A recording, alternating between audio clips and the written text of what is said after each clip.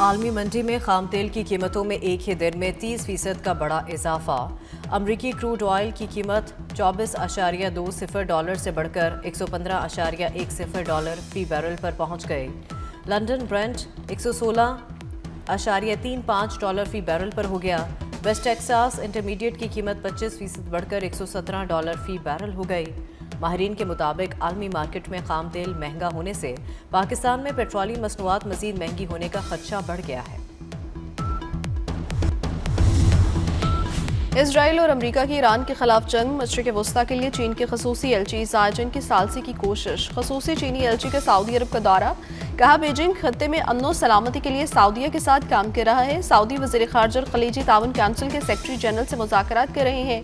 سعودی وزیر خارجہ کا بھی خطے میں کشیدگی پر تشویش کا اظہار، کہا خلیجی ریاستوں کی خود مختاری، سلامتی اور علاقائی سالمیت کی خلاف ورزی نہیں ہونی چاہیے۔ چینی خصوصی ایلچی نے فوری طور پر فوجی کارروائیاں بند کرنے کے مطالبے کو دہرایا۔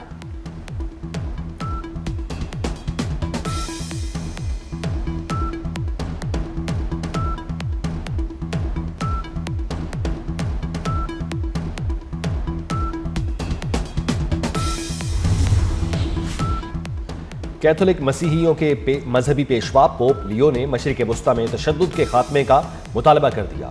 پوپ لیو نے کہا ایران سمیت پوری مشرق وسطیٰ سے مسلسل انتہائی تشویشناک خبریں مل رہی ہیں۔ پوپ نے مذاکرات دوبارہ شروع کرنے کا مطالبہ کر دیا۔ کہتے ہیں تنازع خوف اور نفرت کو بڑھا رہا ہے۔ دعا ہے بموں کی گھن گرج بند ہو جائے اور ہتھیار خاموش ہو جائیں تاکہ بات چیت کی راہ ہموار ہو۔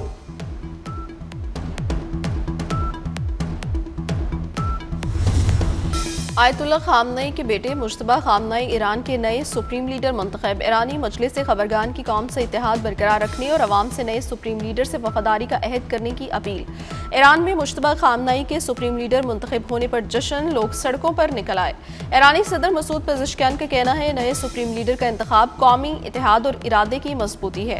ایران کی مسلح افواج کا بھی مجتبیٰ خامنئی سے وفاداری کا عہد، کہا نئے سپریم لیڈر مجتبیٰ خامنئی کی پیروی کے لیے تیار ہیں۔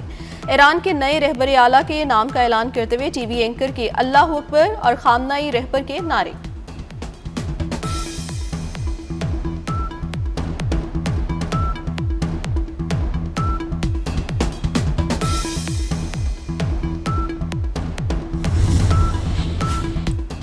امریکی صدر ڈونلڈ ٹرمپ مجتبیٰ خامنئی کے سپریم لیڈر بننے سے ناخوش، تبصرے سے گریز، کہا دیکھیں گے آگے کیا ہوتا ہے۔ جنگ ختم کرنے کا فیصلہ نیتن یاہو کے ساتھ اتفاق رائے سے کریں گے۔ نیتن یاہو سے بات ہوئی ہے، فیصلہ درست وقت پر کریں گے۔ ٹرمپ نے کہا ایرانی افزودہ یورینیم ذخائر پر قبضے کے لیے فوج بھیج سکتے ہیں۔ ایران کے معاملے پر تمام آپشنز زیر غور ہیں، سب کچھ ممکن ہے۔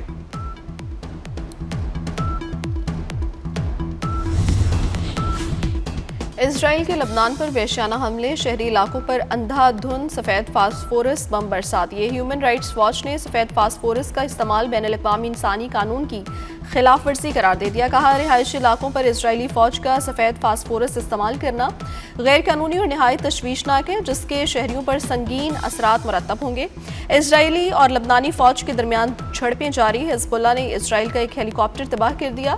لبنان میں اب تک 400 سے زائد افراد ہلاک ہو چکے، 1000 سے زائد افراد زخمی، 4,50,000 سے زائد افراد بے گھر ہو چکے ہیں۔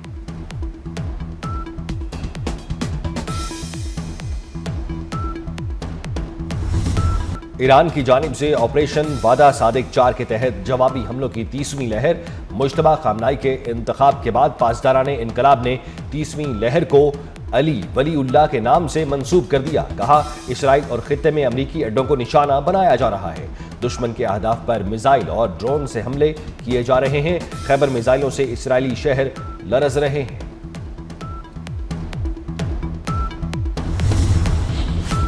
ایران کی طاقتور میزائل اور پھرتیلے ڈرون سے اسرائیل میں ہر طرف تباہی، کئی اسرائیلی شہر غزہ کا منظر پیش کرنے لگے۔ اسرائیل کو ایرانی تباہ کن حملوں سے جگ ہنسائی کا خوف کھانے لگا۔ نقصانات منظر عام پر آنے سے روکنے کے لیے اسرائیلی فوج گھروں اور سڑکوں پر لگے CCTV کیمرے توڑنے لگی۔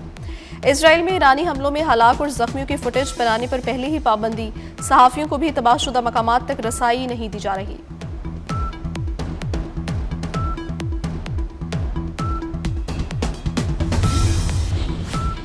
امریکی محکمہ دفاع نے ایران کے ساتھ جنگ میں اپنے 7वें فوجی کی ہلاکت کی تصدیق کر دی۔ محکمہ دفاع نے مزید کہا کہ فوجی کی شناخت اس کے اہل خانہ کو اطلاع دیے جانے کے 24 گھنٹے بعد ظاہر کی جائے گی۔ یہ امریکی فوج 1 مارچ کو سعودی عرب میں امریکی فوجیوں پر حملے کے دوران شدید زخمی ہوا تھا۔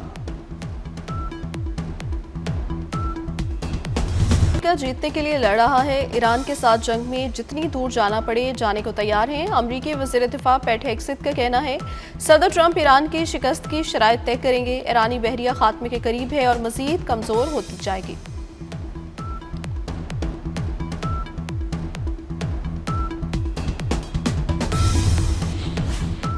ایران کی جانب سے حملوں کے سامنے اسرائیل کا دفاعی نظام ناکارہ ثابت ہونے لگا۔ ایک ہفتے کے دوران ایرانی حملوں میں 13 اسرائیلی ہلاک، 1929 زخمی ہوئے۔ 24 گھنٹے میں 157 شہری زخمی ہوئے۔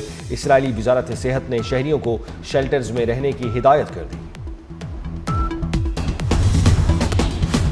ایران کے اسرائیل اور خلیجی ممالک پر حملوں کی نئی لہر، بحرین کی آئل ریفائنریز ایرانی ڈرون حملوں کی زد میں آئیں۔ بحرین کی وزارت صحت کا کہنا ہے ڈرون حملے میں 4 بچوں سمیت 32 شہری زخمی ہوئے۔ ویپکو آئل ریفائنری پر حملے کے بعد تیل کی پیداوار متاثر ہو گئی۔ کمپنی نے معاہدے معطل کر دیے۔ خلیجی خطے میں اب تک کم از کم 10 افراد انتقال کر چکے۔ قطر، کویت، متحدہ عرب امارات اور سعودی عرب میں بھی حملے ہوئے۔ سعودی عرب نے بڑی آئل فیلڈ کی جانب ڈرون حملے ناکام بنائے۔ قطر میں بھی میزائل حملے کو ناکام بنایا گیا۔ یو اے کا دفاعی نظام کے ذریعے ڈرونز اور میزائل حملے ناکام بنانے کا دعویٰ۔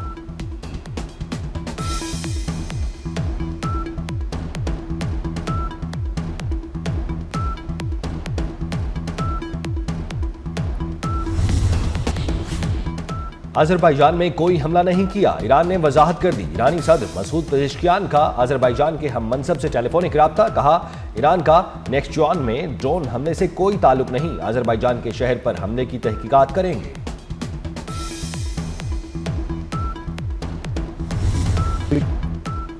ایران کی طرف سے حملے اب بند ہونے چاہیے، قطری وزیراعظم محمد بن عبد الرحمن کا مطالبہ۔ اسکائی نیوز کو دیے گئے انٹرویو میں کہا جنگ شروع ہونے کے 1 گھنٹے بعد ہی قطر اور دیگر خلیجی ممالک پر حملہ کیا گیا۔ ایران غلط اندازے لگا کر قطر پر حملے کر رہا ہے۔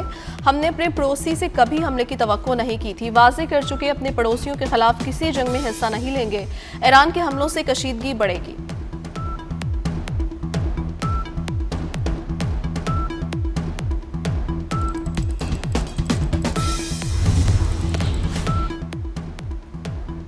خلیجی ریاستوں میں ایران کے ڈرون حملوں سے سیکیورٹی خدشات، امریکہ نے سعودی عرب میں اپنے سفارتی مشن کے عملے کو ملک چھوڑنے کا حکم دے دیا۔ محکمہ خارجہ نے امریکی شہریوں سے سعودی عرب کے سفر پر دوبارہ غور کرنے کی ہدایت کر دی۔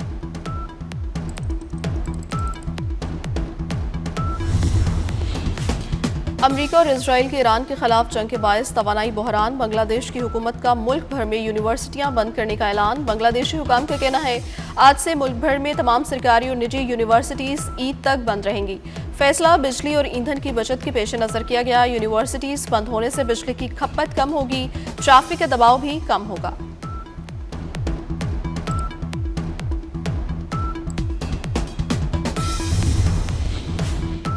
ڈیرہ غازی خان کے سرحدی علاقے میں فتنہ الخوارج کے دہشت گردوں کے خلاف کامیاب آپریشن، وفاقی وزیر داخلہ محسن نقوی کی CTD پنجاب کی ستائش، پیشہ ورانہ صلاحیتوں کو سراہا، کہا خارجیوں کے مذموم عزائم ناکام بنانے پر CTD پنجاب کو خراج تحسین پیش کرتا ہوں۔ CTD نے بہادری سے مقابلہ کرتے ہوئے 4 دہشت گردوں کو جہنم رسید کیا۔